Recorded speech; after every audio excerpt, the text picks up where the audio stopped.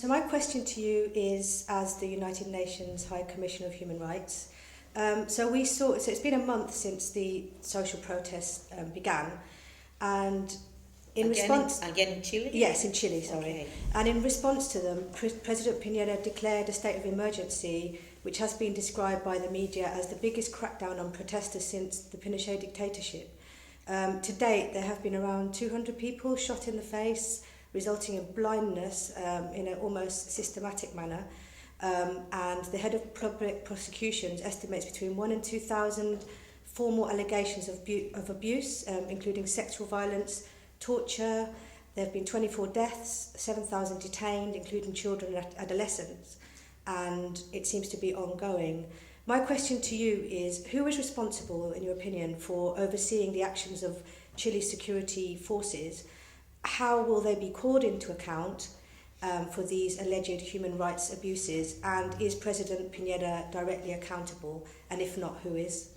Well, what I have to tell you about this is that I sent the mission. They have been here. They are finishing the mission on Friday.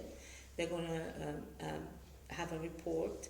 And so I would prefer not to make any final conclusions until I see that report, because they have been able to not only to interview lots of victims, but also police and military forces. So they are doing a very broad, if I may say, diagnosis, and we will come with recommendations afterwards. Okay. I do believe, though, that it's a prejudgment because I haven't received the whole report. Huh?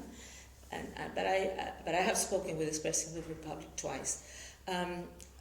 I do believe that Chile has the adequate protocols in terms of, there are international norms on how you use force. Do you believe they've been respected?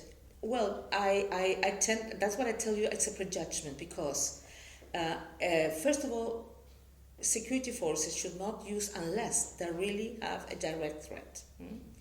And then you have different possibilities, tear gas, you can have water or rubber bullets. Yes. And the rubber bullet should be used, first of all, the ideal is not to use it.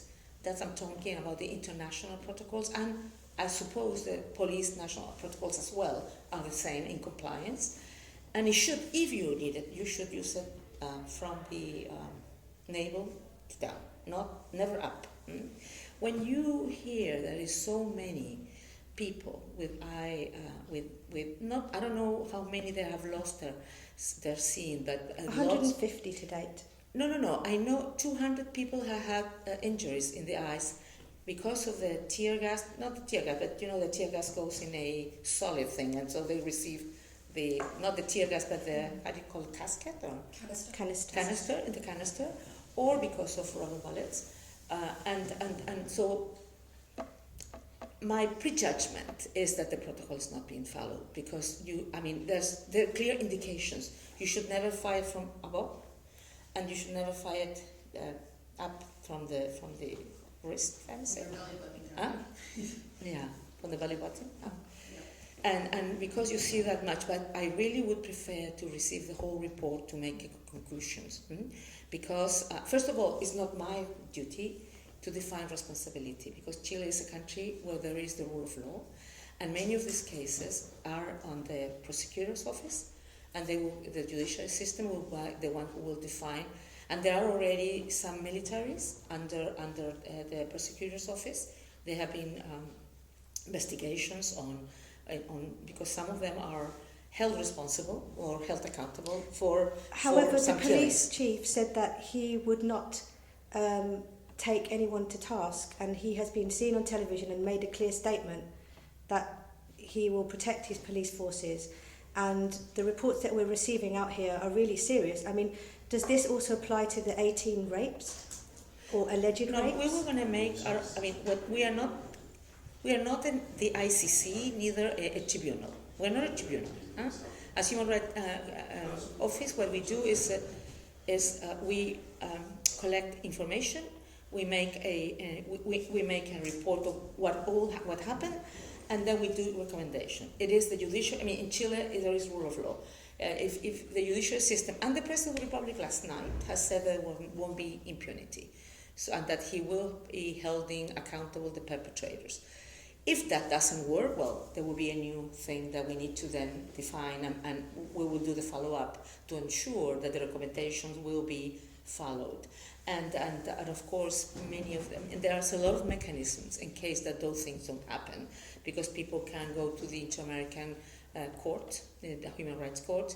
They can also make allegations to lots of mechanisms of treaty bodies on the human rights. Because if they're children, they can go to the Committee of the Rights of the Children, or if they're women, they can go to the Committee of the Rights of the Women. So we will be doing, but it's not only our report, it's also the whole system that will be ensuring. But we're not only there, we're now in Bolivia, we're in Ecuador because of the those weeks with the indigenous, that there were also people who were killed, etc.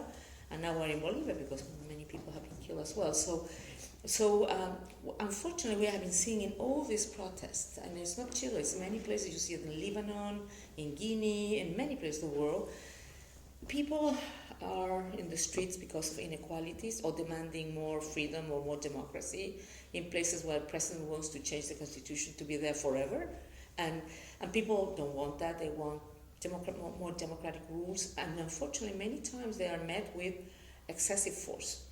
Because the force can be used according to the international standard, but proportionate to the threat. And we see many places that the force is used in a way that is not proportionate. There was not a real risk. Like when in Gaza, the snipers, they shot against the people demonstrating on Fridays. There was not a real risk. I mean, you could see videos where the guys were like, just shouting. So that's the kind of thing we're really following up. Some of the reports that we do are mandated by the Human Rights Council. This we defined that we needed to be there.